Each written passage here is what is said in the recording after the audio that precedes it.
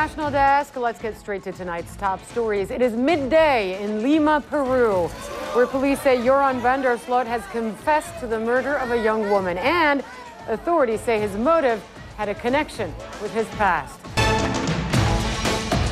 Peruvian authorities hope to get a glimpse inside the mind of a confessed killer today. They say Joran van der Sloot confessed late Monday to the murder of a 21-year-old young woman, Stephany Flores Ramirez. Today, the Dutch citizen is expected to reconstruct his crime for police at the hotel where police say the murder took place. Rafael Romo is standing outside that hotel where Joran van der Sloot allegedly committed the grisly crime. Hi there. Has he arrived yet then, Rafael?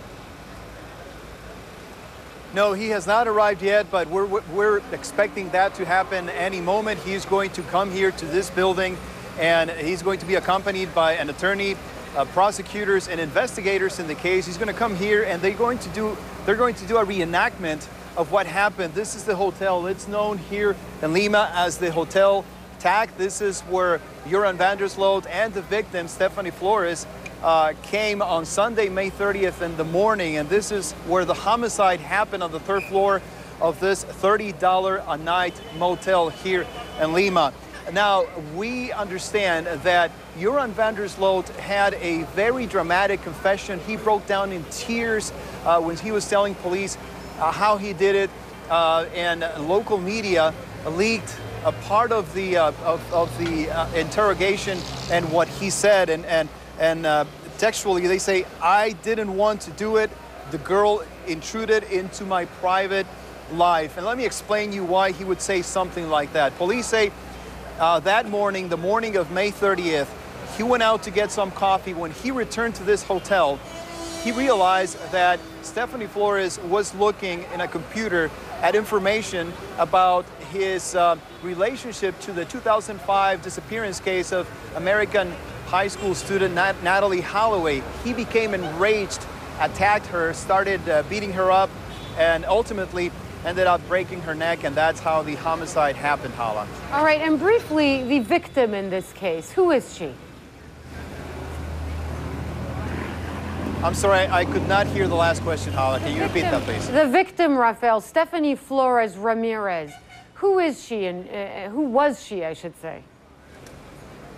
Stephany Flores was the daughter of a very prominent businessman here in Lima by the name of Ricardo Flores, who at one time was a vice presidential candidate. That was back in 2001.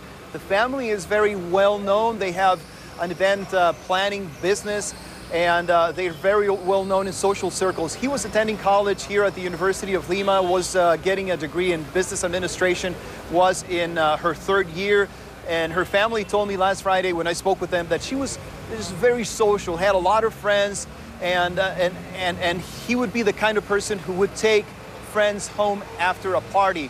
And they say that's probably the reason she was trying to be friendly and trying to help Joran van der Sloot, whom she saw as a tourist who probably needed help, and that's probably the reason why this happened, Hala. All right, Rafael Romo live in Lima, Peru, there in front of that hotel where police say Joran van der Sloot confessed to killing a young 21-year-old woman. Well, many in the United States where we are here see Joran van der Sloot's arrest as justice deferred because of his link with a case in Aruba. In 2005, Natalee Holloway disappeared, and many considered him the prime suspect. He was never charged.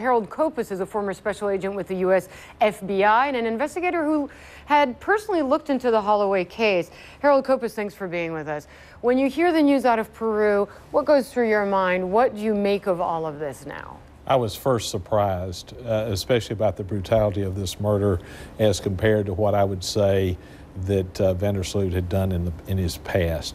That surprised me. Now that he's confessed, it makes you wonder, could there be more? Will he ever tell us what happened with Natalee? And what does your gut tell you in a case like this one when someone confesses rather quickly because he was arrested a couple of days ago?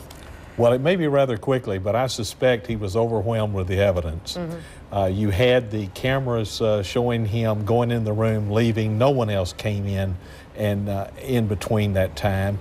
You had physical evidence tying him to the case. He had no choice. He had to confess to this to hope to bring his time down from 35 years. It is surprising that someone would do this with cameras. Security cameras are everywhere now, leaving, presumably, we understand, a body in a hotel room and fleeing, knowing eventually he would get caught. What does that say about someone who commits a crime like this? Arrogance.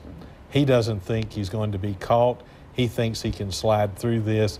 Somehow or another, he actually believes I can escape and this won't touch me. Teflon. Now, you were involved with the family of Natalee Holloway. You spent some time in Aruba looking into this case. In your experience as an FBI investigator, when someone confesses to one, if he is directly responsible for the other, do suspects tend to just confirm all cases at once? Tend to, yes. Will he do it in this situation? Let's hope so.